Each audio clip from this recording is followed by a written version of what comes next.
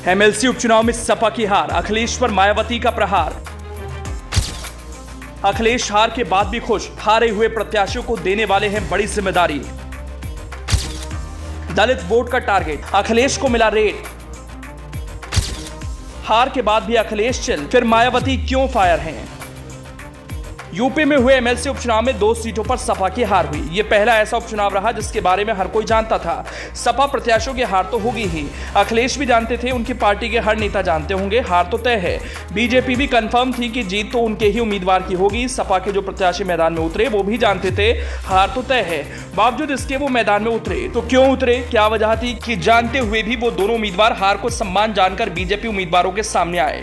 बताएंगे आपको, उससे पहले जानिए एमएलसी उपचुनाव में अखिलेश हार के बाद भी चिल क्यों हैं। तो मायावती, जिन्होंने अपनी पार्टी बीएसपी की ओर से उम्मीदवार नहीं उतारे, वो फिर से फायर क्यों हैं? अखिलेश को अपने निशाने पर क्यों ले रही हैं? दरअसल यूपी में सत्तारूढ़ बीजेपी ने विधान परिषद की 2 सीटों पर हुए उपचुनाव में जीत हासिल की।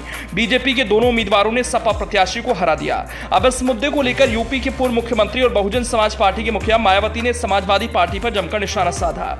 उन्होंने कहा कि दलितों और पिछड़ों के प्रति सपा की षड्यंत्रकारी नीति थोड़ी भी नहीं बदली। मायावती ने ट्वीट कर लिखा, यूपी विधान परिषद की 2 सीटों के लिए कल हुए उपचुनाव में हार निश्चित होने के बावजूद चुनाव में सपा द्वारा दलित और ओबीसी उम्मीदवार को खड़ा करना, हरवाना और ज्यादा संख्या बल होने पर इनकी अनदेखी करना ये साबित करता है कि इन वर्गों के प्रति सपा की षड्यंत्रकारी नीति थोड़ी भी नहीं बदली। एक दूसरे ट्वीट में मायावती ने कहा, सपा और इनकी रही सरकारों के दौरान इनकी ऐसी संकीर्ण और घृणित राजनीति से दलितों, अन्य पिछड़ों और अकलियत समाज के लोगों का काफी अहित होता रहा है। इसलिए आगे ऐसे नुकसान से बचने के लिए इन वर्गों के लोगों को हमेशा बहुत सावधान रहने की सख्त जरूरत है। बीएसपी की अपील है। अब यहाँ अखिलेश की राजनीति कहती है कि भले ही हार हुई, लेकिन उनका संदेश जनता के बीच गया। दलित वोटर्स का रुझान सपा की ओर तो आएगा ही, और मायावती फायर हैं तो उसकी वजह यही है क्योंकि वो जानती हैं अखिलेश ने ये सब उनके ही बेस वोटर्स को अपने पाले में लाने के लिए किया। लेकिन इन सब के बीच राजनीति पर अपनी नजरें टिकाकर रखने वाले समझने का प्रयास कर रहे हैं। विधान परिषद उपचुनाव में सपा की ओर से पूर्व एमएलसी रामजतन राजभर और रामकरण निर्मल को मैदान में उतारने से क्या मिला? उन्होंने क्या पाया, ये जानते हुए कि हार तो तय है, फिर हारने के लिए अपने विरोधी को जीत देने के लिए मैदान में क्यों उतरे? कहा जा रहा है अखिलेश की ओर से उन्हें आश्वासन मिला, भरोसा दिलाया गया, आने वाले समय में लोकसभा चुनाव या फिर विधानसभा चुनाव में टिकट दिया जाएगा।